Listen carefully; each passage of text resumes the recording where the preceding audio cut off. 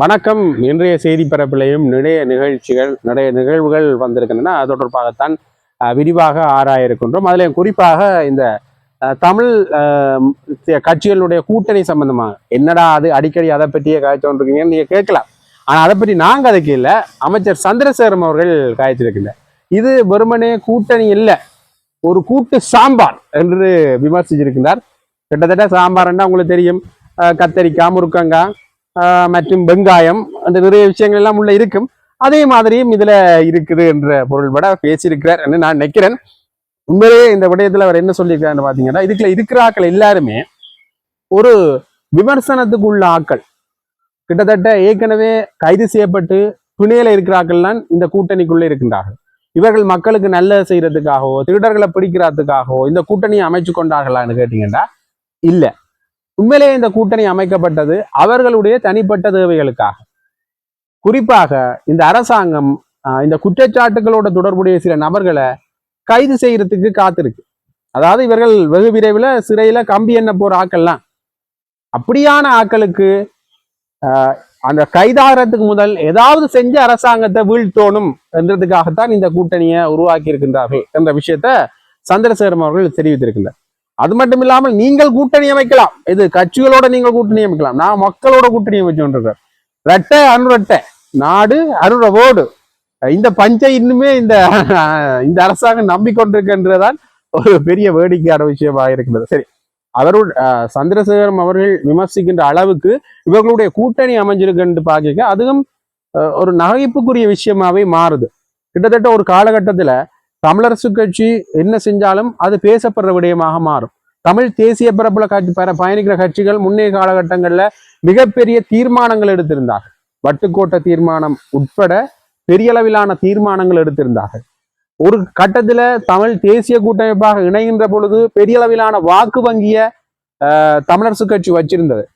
பெரிய அளவிலான பாராளுமன்ற உறுப்பினர்களை கையில வைத்திருந்த ஒரு கட்சி தமிழரசு கட்சியாக இருக்கட்டும் அல்லது தமிழ் தேசிய பரப்பில் பயணிக்கிற கட்சிகளாக இருக்கட்டும். இப்பொழுது அவர்கள் உருவாக்குகின்ற கூட்டணிகள் என்றது விமர்சனத்துக்கான ஒரு விடயமாக மாறி இருக்கிறது. விமர்சனத்துக்கென்று ஒரு சென்றை உருவாக்கி இருந்தா அந்த சென்டர் அந்த கூட்டணியாகத்தான் இருக்கும் என்ற அளவுக்காக அவர்களுடைய கட்சிகள் ரீதியாகவும் அந்த கூட்டணி ரீதியாகவும் மிகப்பெரிய அளவிலான விமர்சனம் உள்ளதை காணக்கூடிய மாதிரி இருக்கிறது. கிட்டத்தட்ட இன்னொரு விமர்சனத்தை அவர் முன்வச்சிருந்தான்னு பார்த்தீங்கன்னா, கைது செய்யப்பட இருக்கின்ற இந்த சூழல்ல அதுக்கு முதல் எப்படியாவது அரசாங்கத்தை வீழ்த்தி விடலாம். கிட்டத்தட்ட அரசாங்கத்தை வீழ்த்துற அளவுக்கு தான் இந்த கூட்டணி இருக்குது. அந்த பெரிய அளவிலான கூட்டணியா அரசாங்கத்தை வீழ்த்துற அளவுக்கு இந்த கூட்டணி அமைஞ்சிருக்கா என்ற ஒரு கேள்வி ஒன்று இருக்கின்றது. ஏனென்றால் தென்னிலங்கை பரப்புல இந்த ஐக்கிய மக்கள் சக்தியும் ஐக்கிய தேசிய கட்சியும் கூட்டணி அமைக்க போறோம் என்று அப்பையில சொல்லிக் கொண்டிருக்கிறார்கள் இந்த ஜனாதிபதி தேர்தலில் இருந்து. அதற்கு முதலுமே அவர்கள் சில முனைப்புகளை காட்டியிருந்தார்கள். அதுல யார் தலைவர் என்றதான் இங்க முக்கியம்.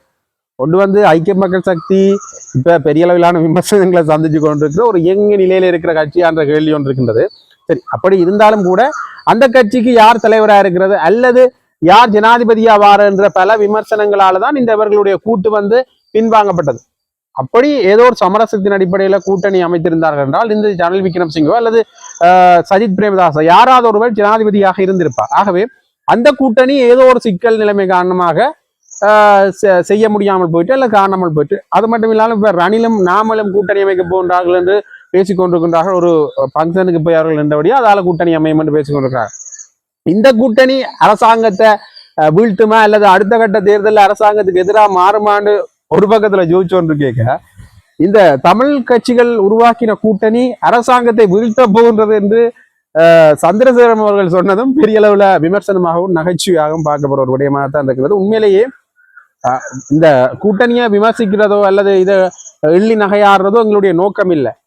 தமிழ் பரப்புல பயணிக்கிற கட்சிகள் அமைத்து கொண்ட கூட்டணியாக இருக்கட்டும் அல்லது அமைத்து கொண்ட கூட்டமைப்பாக இருக்கட்டும் பெரிய அளவுல பேசப்பட்ட விடயங்கள். அவை முன்னர் விமர்சனத்துக்கு உள்ளாக்கப்பட்டாலும் கூட இந்த அளவுக்கு எல்லாரும் விமர்சிக்கின்ற அளவுக்கான ஒரு விஷயத்தை அவர்கள் செய்யல.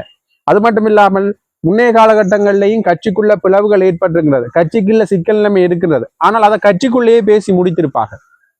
இப்பொழுது சுமந்திரன் ஸ்ரீதரனுக்குரிய பிரச்சனை ஏதாவது ஒரு இடத்துல அவர்கள் பிரிஞ்சு இருந்தோம்னா ஒரு 10 ஊடகங்கள்ல வந்துடும், 10 தமிழ் ஊடகங்கள்ல முதலரியா வந்துடும். ஒரு பிரச்சனை சார்பா அவரோட கூட்டம் வைப்பார், இவரோட கூட்டம் வைப்பார். பொது பிரச்சனையில தமிழர்களுக்குரிய தீர்வு திட்டங்கள் சார்ந்த பிரச்சனையும் அல்லது தமிழர்களுடைய பொது நினைவேந்தல் நிகழ்வுகள் வருகின்ற பொழுதோ சுமந்திரன் ஒரு இடத்த கூட்டம் கொண்டு வைப்பார், ஸ்ரீதரன் ஒரு இடத்த கூட்டம் கொண்டு வைப்பார். அப்ப இவர்களுடைய இரட்டை நிலைப்பாடுகள் வெளிப்படையாகவே ஊடகங்களுக்கு தெரிகின்றது. ஆக இந்த நிலைப்பாட்டை வச்சுக்கொண்டு அடுத்த கட்டமாக எப்படி நகரப் போகின்றார்கள் என்ற ஒரு கேள்வி இருக்கின்றது. அல்லது இப்படியான ஒரு நிலைப்பாட்டில் தமிழரசு கட்சியை வச்சிருக்க வேண்டும் என்றதான் நோக்கமா என்ற இன்னொரு கேள்வியும் எழுகின்றது. ஏனென்றால் கிட்டத்தட்ட உள்ளூராட்சி சபைகள் தமிழரசு கட்சி கைப்பற்றின சில உள்ளூராட்சி சபைகள் பெருமளவுல இயங்கு நிலையில இல்லை. அங்க இருக்கின்ற முதல்வர்கள் விமர்சனத்துக்கு உள்ளாகின்றார்கள். ஏன் நாங்கள் பெரிய இடமா பார்ப்போம், மாநகர சபையில இருக்கிற முதல்வர் மேல கூட பெரிய அளவுல விமர்சனங்கள் இருக்குன்னா அவர் இயங்கு நிலையில இல்லை என்ற அடிப்படையில. ஆக இது திட்டமிட்டு செய்யப்படுகின்றதா என்கின்ற ஒரு கேள்வி ஒன்று தொடர்ந்து எழுகின்றது. ஆக இந்த குறிப்பிட்ட இப்படியான விமர்சனங்களோட தமிழரசு கட்சியா இருக்கட்டும், அதுல அங்கம் வகிக்கின்ற கூட்டணி கட்சிகளாக இருக்கட்டும், கிட்டத்தட்ட ஏனைய கட்சிகளை விடலாம், தேசிய பரப்புல பயணிக்கின்ற மலையத்தை சேர்ந்த கட்சிகளோ முஸ்லீம் கட்சிகளையோ விடலாம். ஏனைய கட்சிகள் குறிப்பாக ஜனநாயக தமிழ் தேசிய கூட்டணி முதல் தமிழரசு கட்சியோட சேர்ந்து இயங்கின கூட்டணி தானே. பிறகு ஏதோ ஒரு காரணத்துக்காக பிரியினம் இப்ப திருப்பி அந்த அதே ஒரு கட்சி கூட்டணியோட ஒன்று சேர்கின்றார்கள் என்ற ஒரு நிலைப்பாடு வருகின்ற பொழுது எதுக்காக பிரிந்தீர்கள், எதற்காக ஒன்று சேர்ந்தீர்கள், இப்ப யாரோட இருக்கிறீங்க? இந்த கிட்டத்தட்ட தமிழரசு கட்சி ஒரு தனியாங்கிற கட்சியா தான் இப்ப இருக்கு. ஜனநாயக தமிழ் தேசிய கூட்டணி தங்களுக்கு ஒரு சில கட்சிகளோட அவர்கள் இயங்கி கொண்டிருக்கிறார்கள். அதே மாதிரி தமிழ் தேசிய பேரவை என்று தமிழ் தேசிய மக்கள் முன்னணியிடம் வேறு சிலரும் இணைந்து இந்த கட்சியிலிருந்து பிரிஞ்சு வைத்தாங்க, சில பேர் இணைந்து ஒரு கூட்டமைப்பு உருவாக்கி கொண்டிருக்கின்றார்கள். ஆக இப்ப யார் யாரோட இருக்கின்றார்கள் என்ற ஒரு குழப்ப நிலையை மக்களுக்கு உருவாக்கி கொண்டே இருக்கணும். மக்கள் கேட்கிறது என்ன, மக்கள் கேட்டது என்னன்னு பாத்தீங்கன்னா எங்களுக்கு தேவையான விடயங்களை நீங்கள் செய்து தாங்கோ என்ற மாதிரியான ஒரு நிலைப்பாடு தான் மக்கள் கேட்டிருந்தார்கள். எங்களுடைய தேசிய தீர்வு திட்டங்கள் சார்பாக நீங்கள் இனப்பிரச்சனை சார்பாக தீர்வு திட்டங்கள் சார்பாக நீங்கள் முன்முயற்சிகள் எடுத்தீர்களா, அரசியல் கைதிகளுடைய விடுதலை தொடர்பாக முன்முயற்சி எடுத்தீர்களா, அதுதான் தேவை மக்களுக்கு. முதல் எடுத்திருந்தாலும் கூட இப்பொழுது ஒன்றிணைந்து பேசுங்கள், அரசியல் கைதிகளை விடுதலை தொடர்பாகவோ எங்களுடைய இறுதி யுத்தத்தில் நடந்த மனித உரிமை முறைகள் தொடர்பாக ஒன்றாக சேர்ந்து பேசுங்கள் என்றதான் மக்கள் கேட்கின்றார்கள். ஆனா இவர்கள் சேர்ந்து பேசுகின்றார்களாண்டா இல்லை, அதை விடுத்து வேறொரு கூட்டணி ஒன்றை உருவாக்குகின்றார். அது முழுமையாக திருப்திகரமான கூட்டணியா இருக்குதான்னு கேட்டீங்கன்னா இல்லை. ஒரு காலத்தின் தேவை கூட்டணி அமைக்க வேண்டும். அதுவும் நீங்கள் தேசிய பரப்புலைங்கிற கட்சிகளோடு அமைத்திருக்கின்றீர்கள். எங்களுடைய பிரச்சனையை முஸ்லீம் கட்சிகளும் பேசும், வரவேற்கத்தக்கது. எங்களுடைய பிரச்சனையை மலைய மக்களும் பேசுவார்கள், வரவேற்கத்தக்கது. நாங்களும் மலைய மக்களுடைய பிரச்சனையை முஸ்லீம் மக்களுடைய பிரச்சனையை பேசுவோம், வரவேற்கத்தக்கது. ஆனால் அந்த இடத்துல அவர்கள் ஒரு விடயத்தை சொல்லியிருந்தார்கள் என்று பாத்தீங்கன்னா, சில விஷயங்கள்ல தனித்தனியாக இயங்குவோம், பொது விஷயங்கள்ல ஒன்றாக இயங்குவோம் என்ற அடிப்படையில சில சில பேச்சுவார்த்தைகள் அங்க வந்திருந்தது. அப்ப தனித்தனியா இயங்குறதுக்கு எதற்காக ஒரு கூட்டணி என்கின்ற ஒரு அடிப்படை கேள்வி இன்னொன்று எழுகின்றது. அப்ப இப்படியான பிரச்சனையில தான் போய் கொண்டிருக்கு. கிட்டத்தட்ட மக்கள் எல்லாரும் ஒரு விஷயத்தை கேட்டோன்னு கேட்க, நாங்க என்ன செய்யணும் சொல்லுங்க. கிட்டத்தட்ட நானும் ரவுடிதான் படத்துல ஒரு சீன் ஒன்று வேற நயன்தாரா அவர்கள் இருப்பார், இன்னொரு நல்ல ரவுடிட்ட கூட்டிட்டு போங்க அந்த விஜய் சேதுபதி சொல்லுவார், சொல்லுங்க நான் என்ன செய்யணும் உங்களுக்கு. விஜய் சேதுபதி தன்னை ஒரு ரவுடியாவே நினைச்சோன்னு சொல்லுவேன். ஆனா அதே மாதிரி தான் எங்கட தமிழ் தேசிய பரப்புல பயண கட்சிகளும் என்ன செய்யணும்னு கேட்டுக்கொண்டிருக்கின்றார்கள். செய்யல என்ற ஒரு விடயம் தான் இந்த உபமானத்துக்கு கொண்டு வந்தேன். அந்த படத்துலயாவது விக்னேஷ் சிவனுக்கு நயன்தாராவது கிடைச்சா எங்களுக்கு எங்களுடைய பிரச்சனைகளுக்கான தீர்வு எங்க என்ற ஒரு கேள்விக்கு யாருமே பதில் இல்லை. கிட்டத்தட்ட இந்த தேசிய மக்கள் சக்தியினுடைய விமர்சனத்துக்குள்ளான ஒரு பெரிய கட்சியாக மாறி இருக்கின்றது இந்த கூட்டணி என்றது ஒரு பேசப்படுகின்ற ஒரு பேச வேண்டிய விடயமாகத்தான் மாறி இருக்கின்றது. அது மட்டும் இல்லாமல் இன்னொரு முக்கியமான விடயம், இந்த சுரேஷ் சாலையினுடைய கைது, பிள்ளையானுடைய கைதால ஜிஎஸ்பி பிளஸ் சலுகைகள் இங்க வர்றதுல சிக்கல் நிலைமைகள் இருக்கும் என்று முன்னாள் அமைச்சர் பந்துல குணவர்த்தன் அவர்கள் சொல்லியிருக்கிறார். ஜிஎஸ்பி பிளஸ் சலுகைகளுடைய சிக்கல்கள் எங்களுடைய அரசியல் கைதிகளுடைய விடுதலை பிரச்சனையிலையும் இறுதி யுத்தத்தில் இடம்பெற்ற மனித உரிமை மீறல்கள்ல பொறுப்பு கூறாமல் இருக்கிறதுலையும் இந்த ஜிஎஸ்பி பிளஸ் சலுகைகள் சம்பந்தப்பட்ட விடயம் பேசப்பட்டது. முன்னர் உங்களுடைய ஆட்சி காலத்துல பேசப்பட்ட அந்த விடயத்துக்கான அடுத்த நிலைமை என்ன என்கின்ற ஒரு கேள்வி ஒன்று. இதுல பெரும்பாலும் பேசப்படுற விடயம் என்ன பாத்தீங்கன்னா, பயங்கரவாத தடுச்செடுத்துல கைது செய்தல், பயங்கரவாத தடுச்செடுத்தை தொடர்ந்து பயன்படுத்தி கொண்டிருத்தல் என்ற அடிப்படையில் தான் பேசப்படுது. முதலும் அதான் நடந்தது எங்களுடைய பிரச்சனையில. இவர்களுடைய பிரச்சனையில பயங்கரவாத தடுச்செடுத்தை தொடர்ந்து பயன்படுத்தல் என்ற அடிப்படையில ஒரு சிக்கல் நிலைமை ஐரோப்பிய ஒன்றியம் மற்றும் சர்வதேசத்தால ஏற்படும் என்கிற ஒரு விமர்சனம் முன்வைக்கப்பட்டிருந்தது. கிட்டத்தட்ட இந்த தேசிய மக்கள் சக்தியிலேயும் ஒரு விமர்சனம் இருக்கு என்று பாத்தீங்கன்னா, ஆசாத் மௌலானா அவர்கள் பிள்ளையானுக்கும் சுரேஷ் சிலைக்கும் கொடபாய ராஜபக்சக்கும் இந்த வகையில தொடர்பு இருக்கு, உயிர் நேர தாக்குதல் தொடர்பு இருக்கு என்றைக்க சுரேஷ் சாலை சம்பந்தமான ஒரு எதிர்மறையான எண்ணம் தான் மக்கள்கிட்ட இருந்தது.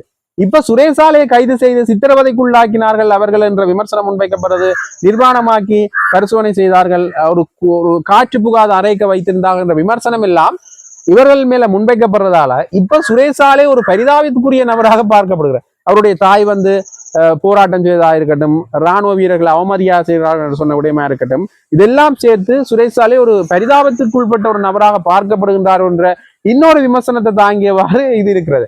கிட்டத்தட்ட இதை சரியாக கையாளையிலேயோ இவர்கள் என்ற ஒரு விமர்சனத்துக்கு மத்தியில போய்கொண்டிருக்கிறது பார்க்கலாம். கைது செய்யப்பட்டவர்கள் சரியான விசாரணையோட ஒரு அடுத்த கட்டம் நோக்கி நகர்த்தப்பட வேண்டும், தண்டனை நோக்கி நகர்த்தப்பட வேண்டும் என்றுதான் பலருடைய அபாவாகம் இருக்கிறது. தொடர்ந்து பார்க்கலாம் என்னென்ன மாற்றங்கள் நடக்க போன்றது என்பதை.